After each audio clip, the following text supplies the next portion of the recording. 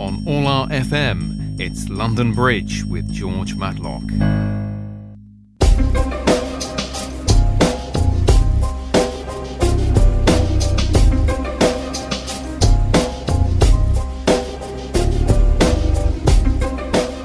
You're listening to Anglo-Polish ORLAfm. I'm George Matlock. This is London Bridge. Well, I hope you've enjoyed the spell of sunshine that we had in the middle of the week, but it always happens like that, doesn't it? Always in the middle of the week. We have a very special guest with us today, someone who knows all about radio and TV, and in fact, she's a former BBC journalist. Delighted to welcome back Olenka Frenkiel.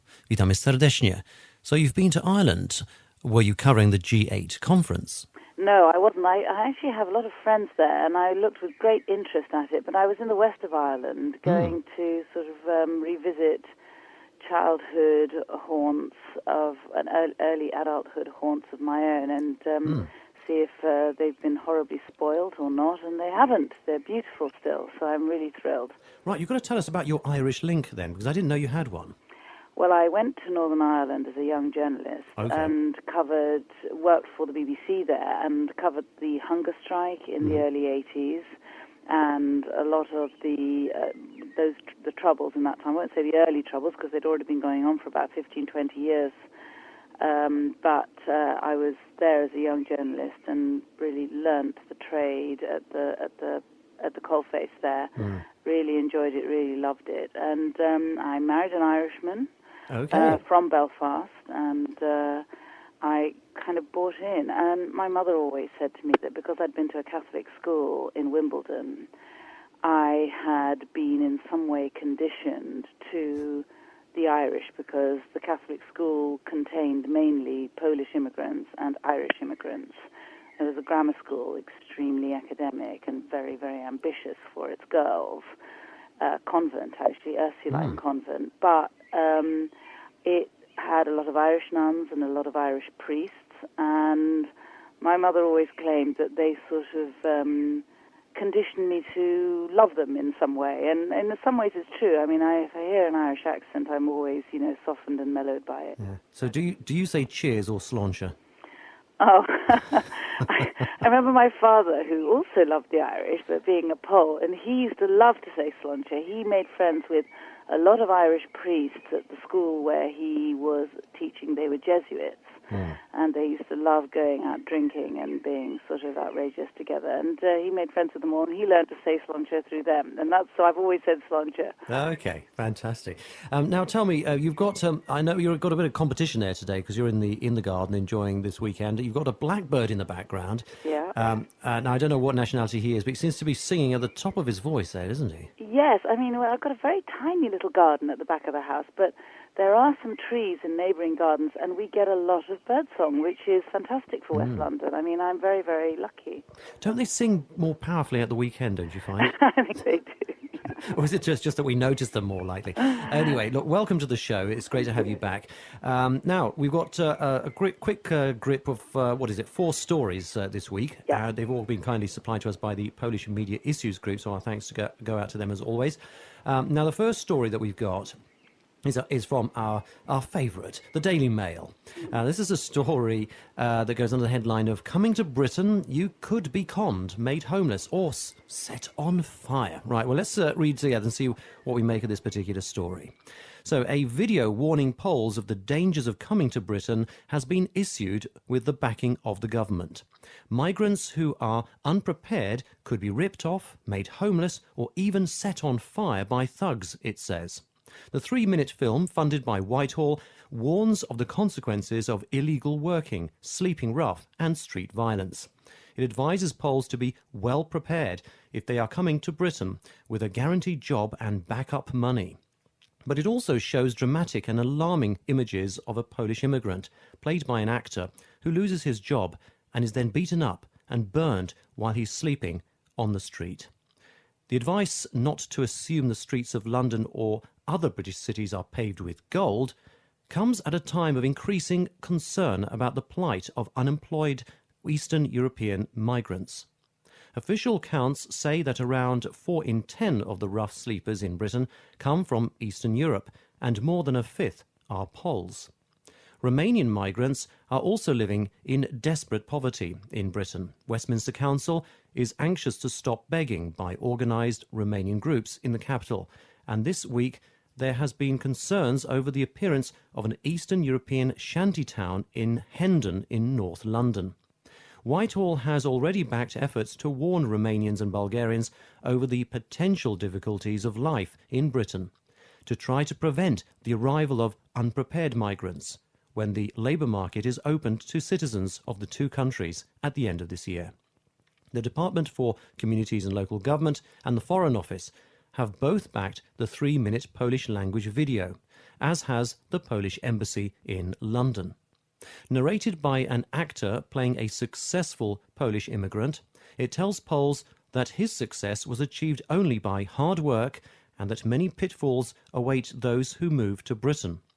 Before You Go is the name of it, tells the story of what can happen if foreigners do not have a job or accommodation when they arrive from overseas.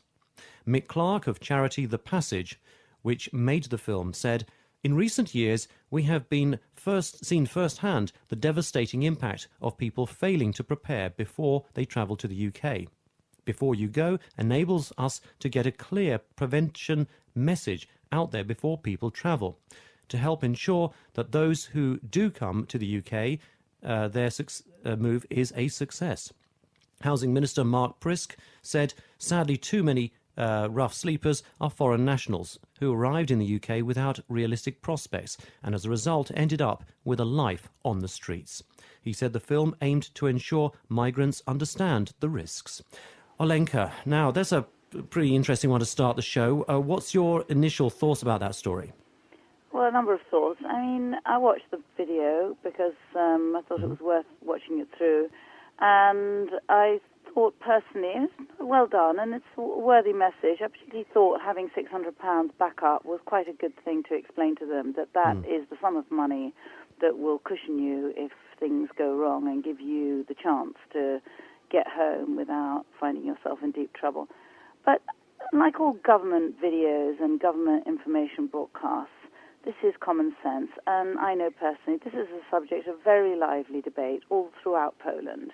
There are very few people who genuinely think that the streets are paved with gold if they come to Britain or Germany or America. They know that things can get very tough, and if they do live under that illusion, their mothers or brothers or sisters or neighbours will put them right straight away. So it's not as though the government has got a monopoly on this wisdom. This is pretty common sense and obvious stuff. My second thought was that if I were making that video, I'd have used real people instead of actors. I like the actors are great, and it's nice to give them a bit of work. But actually, if you'd had real stories without people sort of acting, I think it could have been more persuasive to see a real guy telling what happened to him or a real woman telling what happened to her without the sort of thespian intonations that kind of weaken the credibility. Was there a touch of Shakespeare about the production? Well, you know, I always have a massive touch of sympathy with Poles, and there was a nice woman who was sort of describing how somebody stole all her money and so on. And of course, yeah, okay, I mean, that happens. It happens everywhere. It happens in Poland. It's bound to happen in Britain.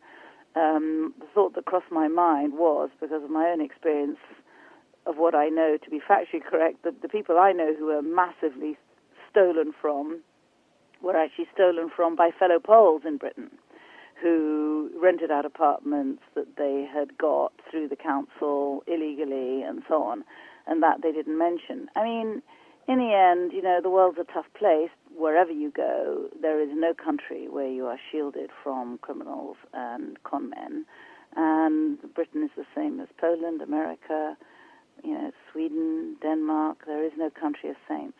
Yeah, I'm quite surprised actually that the government has in some ways chosen a very narrow channel to distribute this. Now, you might say, well, you would say that because you're from a radio station. Well, yes, I will say that. What is the channel? Well, the channel is, you know, you can go on YouTube and you can watch this. That's great. You know, you'll be sort of... but why would you? Why would you want to? It's not funny. It's not incredible. It's not, of all the things you're going to watch on YouTube, you're not going to choose that as a young person. Well, very true. Exactly. You're far more likely to sort of elbow that out of the way and have a look at Susan Boyle. It's one of those make-work schemes that the government loves to create and fund, which actually is saying the obvious and is not going, I wouldn't have thought, to enlighten anybody beyond the enlightenment that they would get from simply talking to real people. Well, I do agree. Certainly in terms of the content, I couldn't agree more. Real stories are always the most powerful stories. In terms of the distribution, I think they've gone for the light entertainment end of the spectrum. They should have brought this to the attention of Polish television, so that's Polonia television, ORLAfm, for example, ourselves, whoever, to do an audio version of this, which could be done, because there's a message which can be spoken. It doesn't actually have to even be seen. So I think there is a missed opportunity there, and I think that's what will make this sort of a very diffuse way of going about things. But I was very interested by the £600 backup fund figure. I must say I never realised that number, but you know what? I think it's only about 15 years ago that Britain actually scrapped a Victorian piece of legislation that said if you had less than 37 pence in your pocket, you could be arrested for vagrancy. Yes, you went to the workhouse if you didn't have a sixpence. My father told me that when he came to this country, he was, just straight after the war, and somebody who he was working with on the railway said, always have a sixpence in your pocket, an old sixpence, which would be worth, about sort of 2.5p or something now. Yeah. And because if you don't have a sixpence in your pocket, they can take you to the workhouse. That was the rule. That was the rule, indeed. Indeed, yeah. But, the other thing I would say, it's, to me, very interesting, is that they said, be legal. There's no reason for a poll to be illegal now that they're in the EU. And actually, if you're legal and if you register and if you don't earn a lot of money, you'll pay no tax and you'll be eligible for every benefit. And I know a lot of Poles in this country who are claiming child benefit for their children in Poland. That's right. They've got children in Poland and they're claiming child benefit for them here. And it's not illegal. It's perfectly okay. I mean, I think it's a bit of a cheek, frankly, because if they're in Poland and they're also benefiting from Polish social services and Polish welfare, why should the British taxpayer be funding them? But, that's the law, and if people are paying their taxes and they're paying their national insurance and they're declaring their income, why shouldn't they be eligible just like somebody else? Yeah. And in a way, if they'd included that in their public information message, it might have been more powerful because it would have given people an incentive. Yeah, come to Britain, get legal, declare your earnings, and this could be actually quite a lucrative arrangement for you. Well, yes, that is certainly true. It might have had but we all know there's an agenda here, and that is to try and discourage people from coming in the first place, I suspect. This isn't entirely just a let's help and show some practical wisdom to Poles. As you've demonstrated admirably in what you've just said, Olenka, the reality is that many of these Poles are already streets ahead of the British government in terms of knowing what their rights are, what they can do. How to work the system, yeah. Absolutely. And, they're intelligent people, and who wouldn't do that if they had the opportunity? And especially if they're committing no crime, perfectly fine. The thing that struck me was that, and I don't know, of course, to the exclusion of other languages, but certainly one thing that slightly sort of irked me was that they said that I think it was only 20% of people who are sort of sleeping rough are Poles. Well, that means that 80% are not. And on that basis, why was Polish language chosen? And secondly, given that we should always be looking for prevention rather than cure, because we've already got the cure, we've had 10 years of the EU, and in that time, the Poles have come and gone, and they've given back their horror stories to their relatives back home. As you say, they'll soon put them right, as you said yourself. So you've had all that, but what about the Romanians and the Bulgarians, many of whom have only just been coming here since, 2007-ish, I think it is, in terms of restricted work permits. Now they will have the full same powers and rights to work here as Poles and others have from the accession countries. And the real question to ask is, why wasn't this video made in Romanian and Bulgarian? Because quite frankly, we should be preparing the next, if you like, the next wave from making the perhaps mistakes of the pioneering Poles. Yes, I mean, although if any country is perfectly prepared and conditioned not to listen to its government. It's the Romanians. I mean, they had, years and years of oppression, and they are just absolutely primed, hardwired to ignore anything their government tells them, because there isn't that sense of we've elected you, we buy in, you represent us. That isn't part of their cultural, political, economic tradition.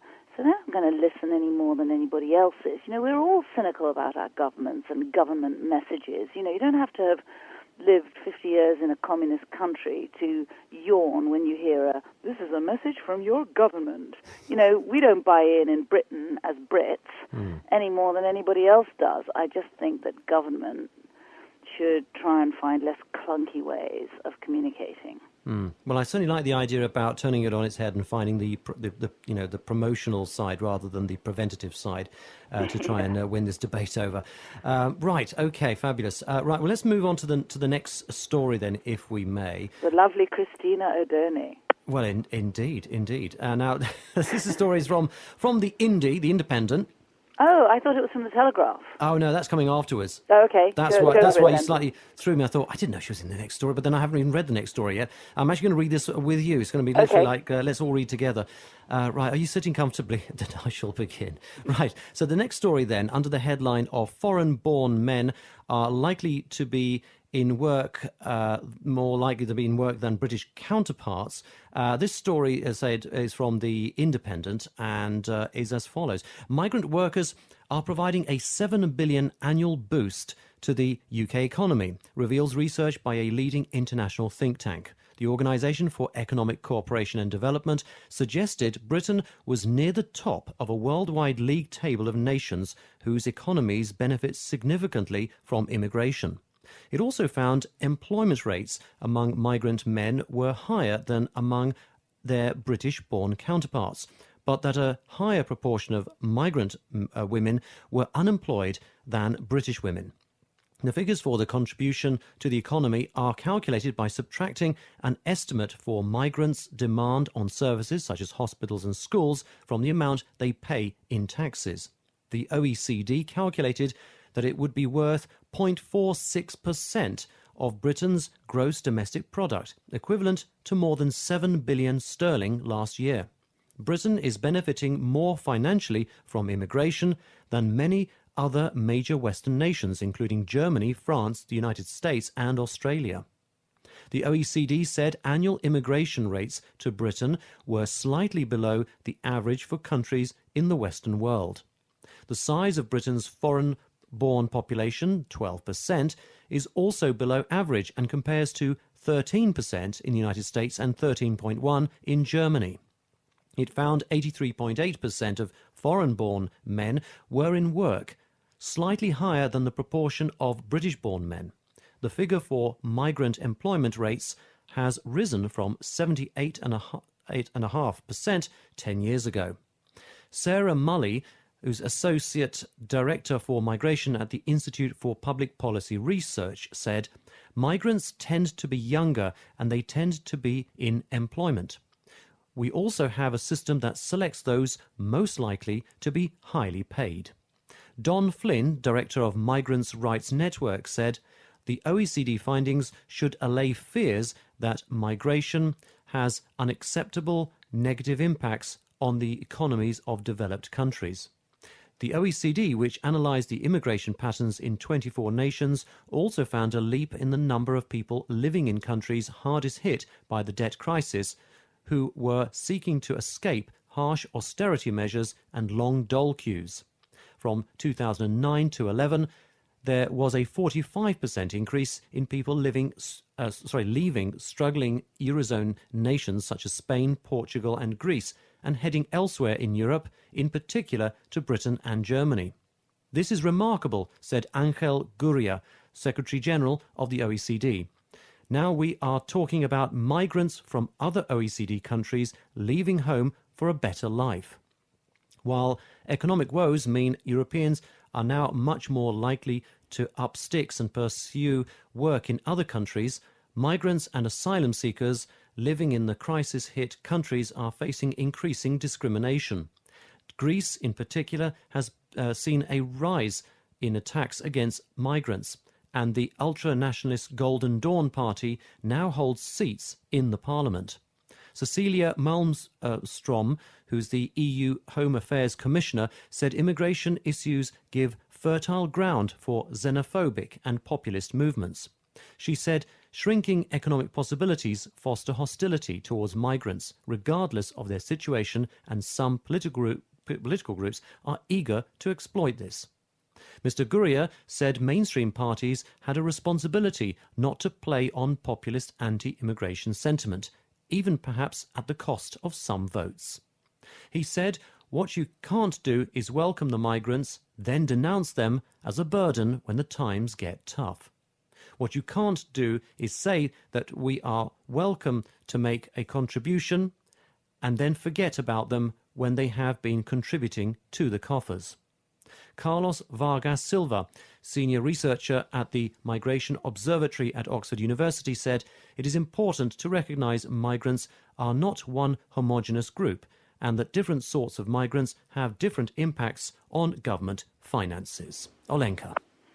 Well, I invite him to give us a breakdown of different patterns of different groups of migrants and get the funding for that kind of research without being knocked down as stigmatizing one ethnic group against another.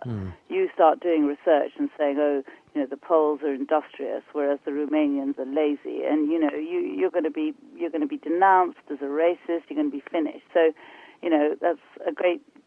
It's true. I'm sure it's true. But you try to get funding to do that kind of research, and you won't get it.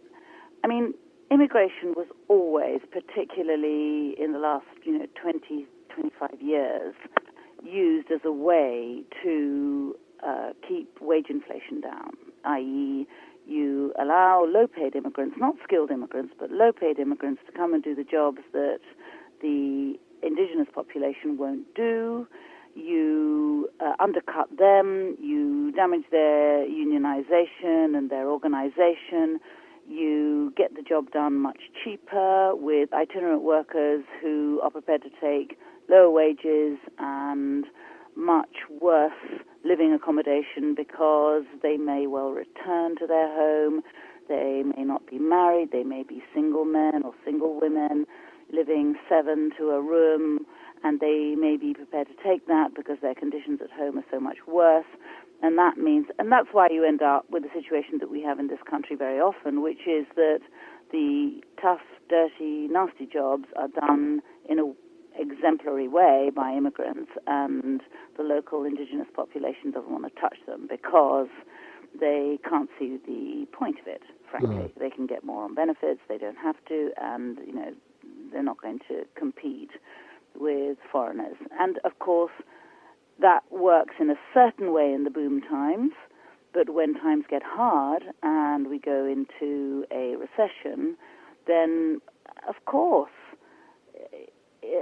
enmity and hostilities develop between not just the indigenous population, so-called, and the migrant workers, but even different groups of migrant workers who will go into ghettoized gang warfares of one kind or another to try and dominate a particular market. That's just normal human behavior, and that will happen in any place.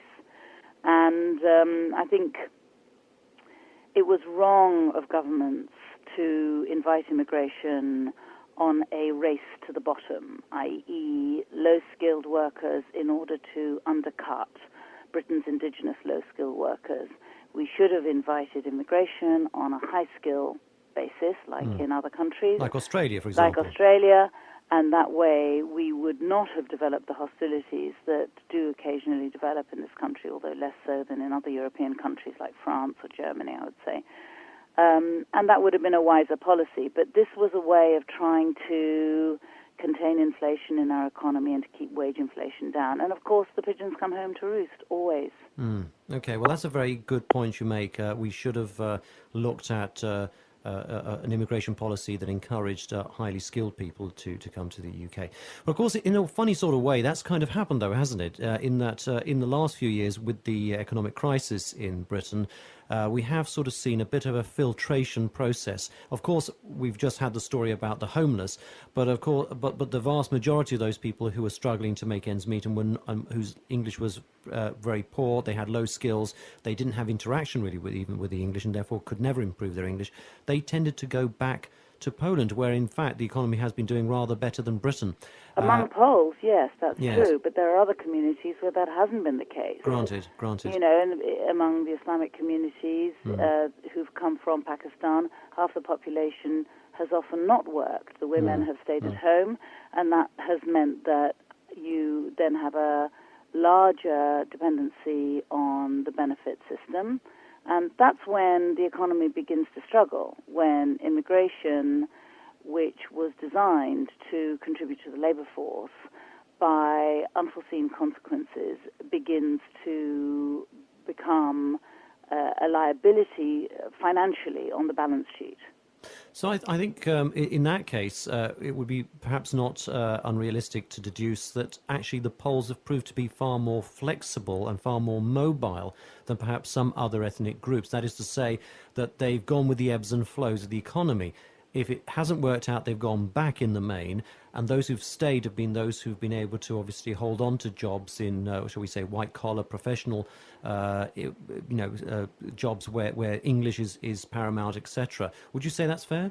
I have no evidence for it at all, but anecdotally, I find my own perceptions are that the Poles are better educated, more able, have a better work ethic, and are less of a problem, in inverted commas, than most other ethnic groups. Now, sounds like prejudice, and it may well be prejudice in favor of the Poles, but I know that everywhere I go, English people who have no connection with Poland, unlike me, are saying that to me. I met a guy today, you know, Oxford educated, pure Brit in every single way, who said to me, by the way, if you need anybody, I've got this fantastic guy.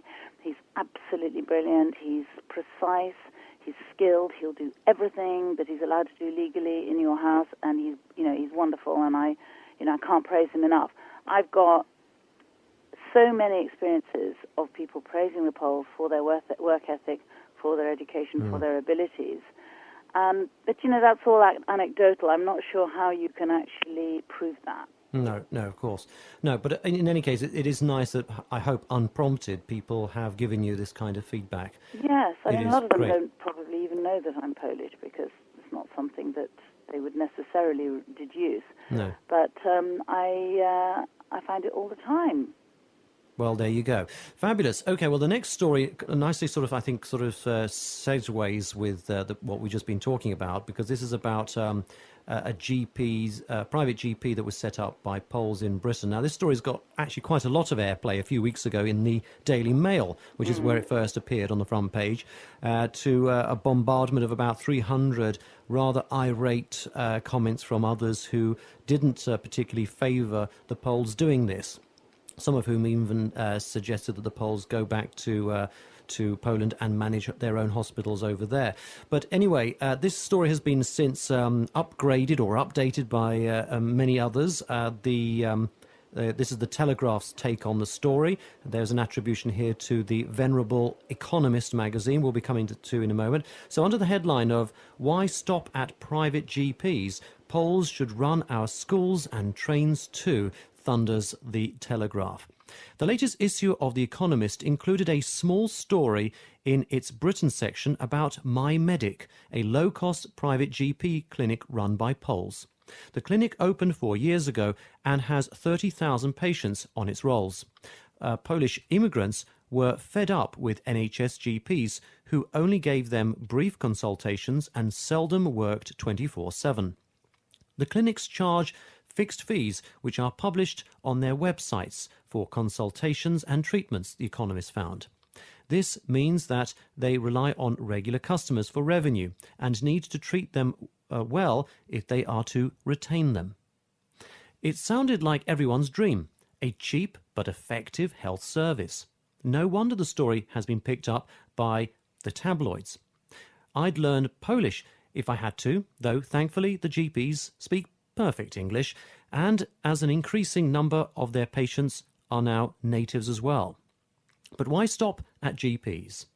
Poles, with their hard-working ethos and having experienced communist queues and bureaucracy, lack of patience with inefficiency, should run schools and trains too. Look at PISA results, the international league table, which ranks schools around the world, and you'll see that Poland scores higher than Britain on every subject. In fact, Polish children in our schools bring standards up, especially in mathematics. Polish education has succeeded in widening access as well as improving results, and all at a fraction of the education budget of Western countries. The secret is greater local autonomy. Local government has taken the reins from central government. It makes the education system far more sensitive to pressure from its users. Parents and teachers know who is responsible for failing schools as well as successful ones. Once we've seen how brilliantly Poles handle GP clinics and schools, why not hand over our railways to them too? Britain's trains are expensive, with tickets costing 10 times what they do in the rest of Europe. 1 in 8 trains don't run on time. But Poland, which has invested 4 billion, we're not sure about the currency there, in modernising its railway transport, sees the link between punctual, cheap trains and an improving economy. They are ready to prune their railways of up to 9,000 kilometres unused lines in order to keep the remaining system more efficient. Let the Poles run things here. They might do a better job of it. Olenka. Well, I mean, the thing I found so interesting about that was that the thread on that website afterwards was full of Poles outraged and inviting the author of that report to go and travel on the trains in Poland and try the health service in Poland and see how wonderful it actually is. So the most cynical and poo-pooing response of all came from Poles who knew both systems and who were very keen to pour cold water on any glorification. Christina O'Doney, the author of that piece, she's a Catholic and very well-loved commentator of Catholic affairs, and she will be fond of the Poles because they are a Catholic nation.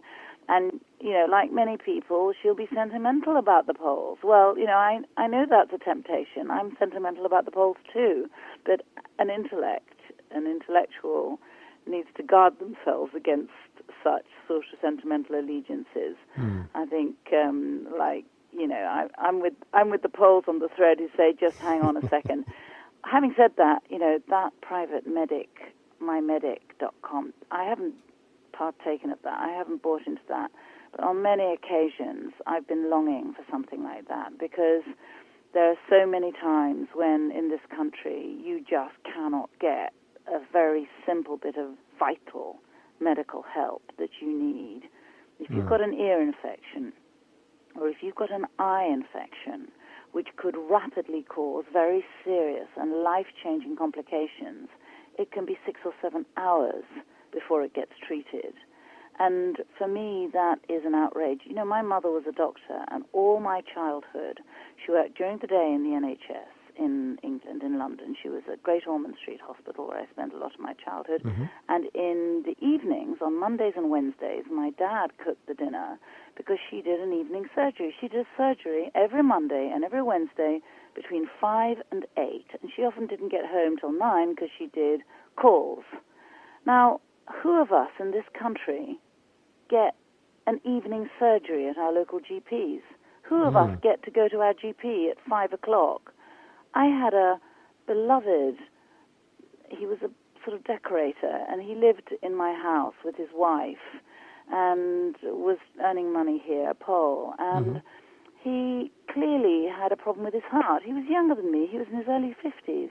On Friday night, I called the GP because I could see he was white and he was weak, and I said he needs some help. And they said, oh, sorry, no, we're closing. It was a Polish woman, actually, in reception. And by Monday morning, when they were open again, he was dead. Oh, no. He died. He died over that weekend. Oh, my goodness. Because, she said, we're closing, we can't see him, impossible, take him to A&E. And he refused to go in A&E because the last time he'd been to A&E, he'd had to wait 6 hours, and he was sort of stubborn person. And, we lost him. He was a lovely guy, and I always feel so sorry. And I think back to my childhood, the NHS in the 60s and the 70s had GPs offering evening surgeries, and the day that comes back, we won't need mymedic.com. But until that comes back, God bless the Poles for providing a short, small, limited, privatized service, so that if you need urgent help, you can get it.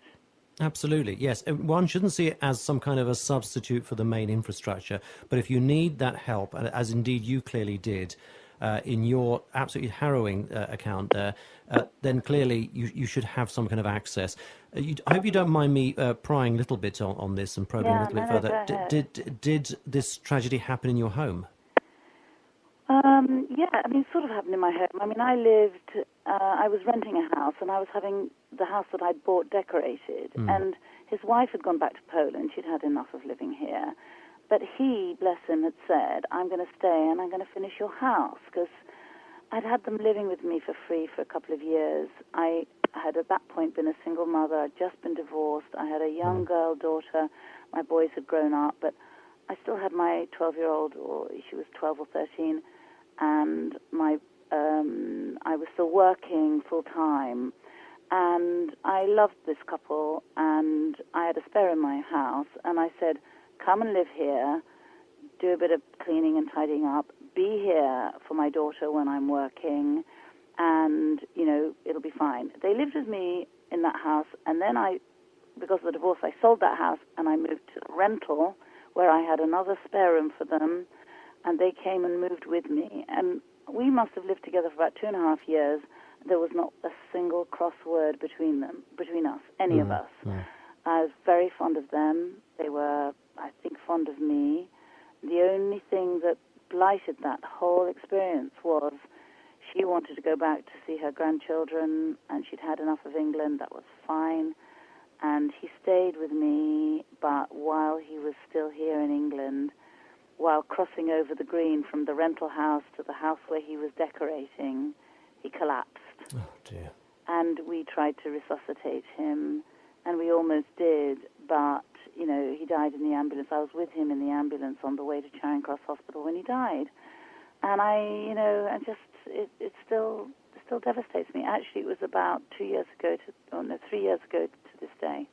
Goodness. Well, what a subject to bring up on an anniversary. Sorry to... Listen. No, this is a real program, folks. Live radio, folks. Beware of imitations. This is the real thing here. And whenever any of our guests tell us a story like this, I think it does enrich all of us to hear it. We're very grateful that you share those kinds of personal notes with us, Olenka. And I promise not to put you through any more of that today. In fact, we're going to change the subject now and hopefully find a happier story. I'm desperately scrambling here for the final. We always like to end the show with a happy story anyway, so I'm desperately hoping that we can get a few gags out of the next one. Right, now this one actually comes from the New Zealand Herald. And this story under the headline of Gothic... Oh, this is going to be interesting. Gothic Cradle for William and Kate. Here we go. An oak cradle designed to resemble a Gothic cathedral is headed from Poland to London for the July birth of the first child of Prince William and his wife Kate. Dariusz Bergia, who is a carver and a furniture maker in Tuszyn, central Poland, hopes to send the cradle off to Britain in next Wednesday. In fact, just around the corner then. I hope we'll finish in time. We still have a couple of windows to add, some small columns and carvings, he told the AFP agency on Friday from his workshop. I hope the cradle will be put in the newborn baby's room, Berger added. For the April 2011 royal wedding, Berger's workshop was commissioned to make several pieces of furniture for a hotel in Stafford, where Kate Middleton's family stayed. But the cradle was intended as a gift for the royal couple, Berger said. For the design, he drew his inspiration from 15th century Gothic cathedrals. A cradle for the heir to the British throne can't be made of a common style. In a common style, he explained, the child will be third in line to the British throne after Charles and William. Well, there. Now, that's an interesting little story, if ever I saw one. A Polish link to the royal birth-to-be. Well, I love this story, and I Googled the guy to see what this cradle looks like, and it's an incredibly impressive piece of carpentry. And I take my hat off to him, because this couple must be showered with the most hideous gifts from all over the world. And this is one that is stunningly beautiful. It's beautifully made. The crafts work on it is just incredible. It made me want to, hire the guy and build something for me, if only I had a sort of palace to put it in. And I just thought, what a wonderful thing to do, to go to all that trouble and to produce a work like that for the baby. It's just beautiful. Now, the big question is, will he be able to have the satisfaction of knowing that it was actually used, or do you think it's going to be put away with the other items in the collection? Well, it would be a shame if he just got a sort of standard thank you letter. I mean, I'm sure he will get some kind of thank you, because they are courteous people, and I doubt very much that it would just be sort of squirreled away.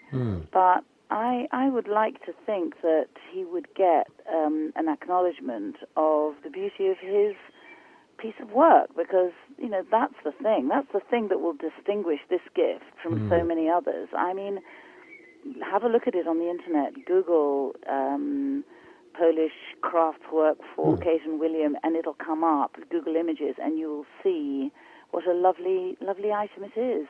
Fabulous. I'm going to do that right after the show, because I'm just looking at the cue point and realising we've overstayed, as we always do. But we usually do, sadly. Well, listen, it's been an absolute joy. 4 stories, and we've really got our money's worth there. Thank you so much. And to your special cameo performance there from the Blackbird. Oh, yes. He could take a bow as well. He's taking a bow, quite right. Watch those feathers fly. Right. Well, look, I hope you've had a good time. We certainly have. I've really enjoyed it, as always. It's always a pleasure to talk to you. Olenka Frenkiel, thank you very, very much for joining us.